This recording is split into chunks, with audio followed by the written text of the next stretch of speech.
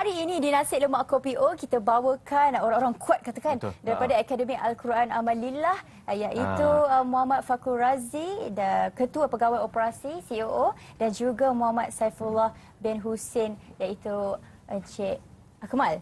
Ya, okey. Sebelum itu kita saksikan VT dulu. Kita akan dulu saksikan VT yang sediakan.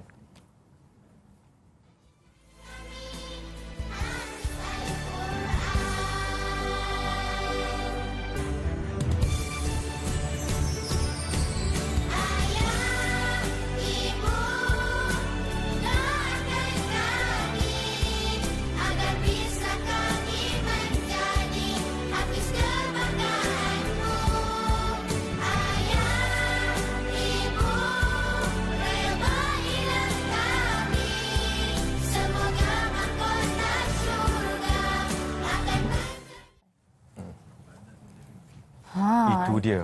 Menghafal Al-Quran 30 juzuk sehari dalam tempoh 8 bulan 15 hari. Kurang daripada setahun. Yang tu tak sampai setahun tu. Tak sampai setahun, 8 bulan je. Jadi kita nak tanya kalau Ustaz. Okey, kalau adik tadi masya-Allah dengan izin Allah.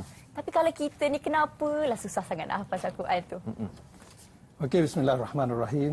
Assalamualaikum warahmatullahi wabarakatuh. Salam Al-Quran buat semua.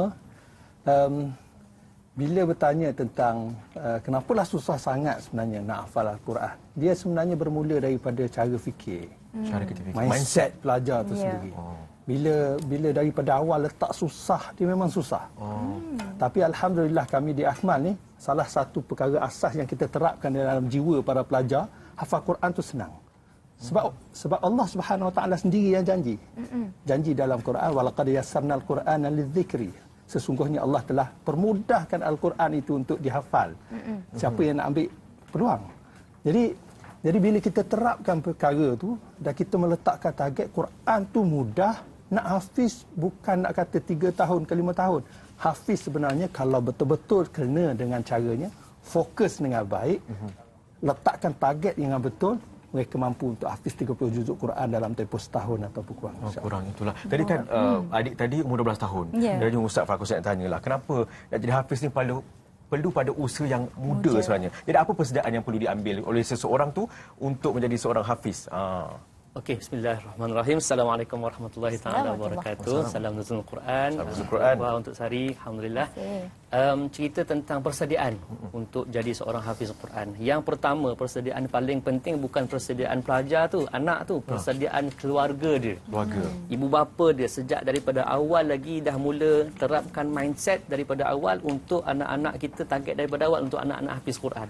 Anak-anak kecil-kecil ni dia tak ada tiba-tiba umur 10 tahun, 11 tahun tiba-tiba nak minat. Dia mesti ada background dia yang menyebabkan dia jadi minat nak menghafal Al-Quran. Jadi bila kita kata daripada usia muda kita dah terapkan, dan orang kata kenapa perlu muda-muda nak kena hafiz Quran? Kan?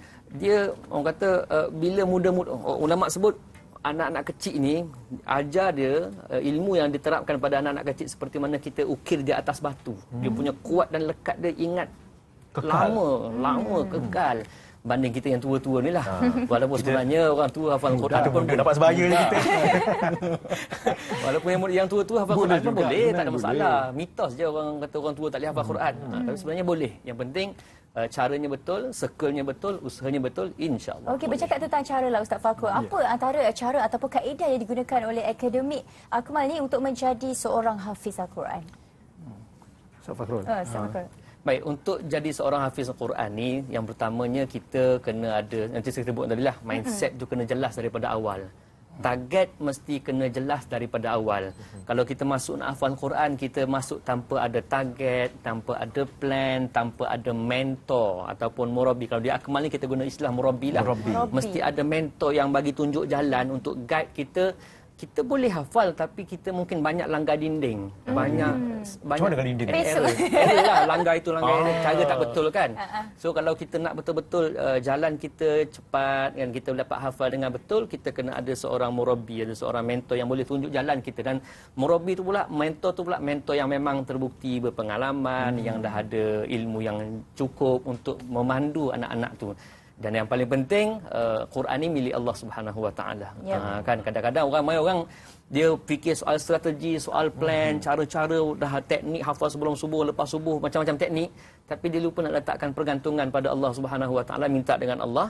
Kadang-kadang Allah tak bagi juga. Betul. So yang penting sekali persediaan dalaman kita lah. Sentiasa kita minta dengan Allah, minta insya-Allah Allah Subhanahu Wa Taala akan bagi sebenarnya. Alhamdulillah. Okey, baiklah Ustaz Fakrul. Sorry, Ustaz Saifullah, kita tengok Ustaz Saifullah. Dia terdiam ni kan. Okay, jadi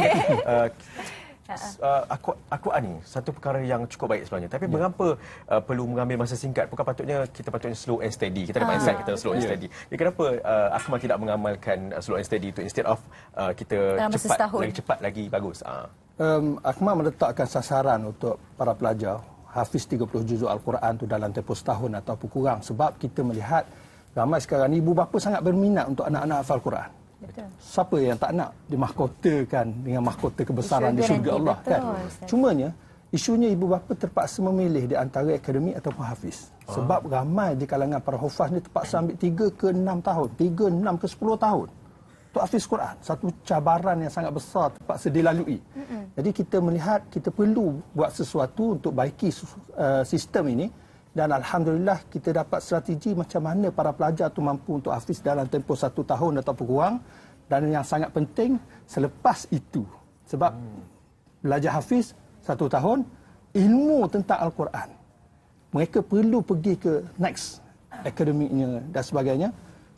Dan kita meletakkan sasaran anak-anak masa depan, mereka ni inilah para hufaz, mereka ni engineer dan para hufaz, mereka ini doktor, para hufaz, pemimpin dunia, para hufaz, insya-Allah. Dan apakah misi Akmal itu sendiri, Ustaz Fakrul? Misi Akmal, kita meletakkan sasaran menjelang tahun 2027, insya-Allah kita mampu melahirkan 3,000 orang hafiz kurang daripada setahun, dalam tempoh setahun. Alhamdulillah. InsyaAllah. Salah seorang dia lah. InsyaAllah. Silakan insyaAllah. Saya akan ikut sehari sekali. Ya, insyaAllah. Jadi kita perlukan bantuan, sokongan ramai pihak untuk sama-sama kita jayakan. Kalau Akmal saja nak fokus, Akmal saja seorang-seorang nak buat, mungkin banyak cabarannya. Tapi kalau kita berkolaborasi dengan ramai pihak, dapat bantuan, sumbangan, penyertaan ramai pihak, insyaAllah kita boleh capai misi ini. Dan kita boleh bayang, next 20 years, 10 years, lanskap akhlak anak-anak muda negara kita pasti akan berubah. InsyaAllah. Sebab mereka hafiz Quran. Ustaz, saya akan percaya penonton pada ketika ini nak tahu macam mana nak daftar dengan Akmal ni. Boleh kongsikan sikit macam mana? Senang, paling senang online saja. www.hafizsetahun.com. Sama ada daftar pelajar ataupun daftar tenaga pengajar. Ataupun nak menyumbang pun boleh, insyaAllah. Kita tengah siapkan bangunan. Jadi kalau nak menyumbang, nak bersama-sama berkongsi keberkatan khususnya Ramadan ini, kita sangat-sangat ada alukan, insyaAllah. InsyaAllah. Itulah dia sikit pengusian yang kita ni kan, macam mana nak hafal Quran ni dalam tempoh kurang pada setahun pun ada. Muda pada anak-anak di luar sana, inilah masanya. Ini daftar dengan Akmal, betul tak? Ya, terima kasih Ustaz buat kongsian yang amat menarik. Tapi sebelum kita berehat, kita akan kongsikan untuk memasak lauk 1, 2, 3 lauk berbuka. Saksikan.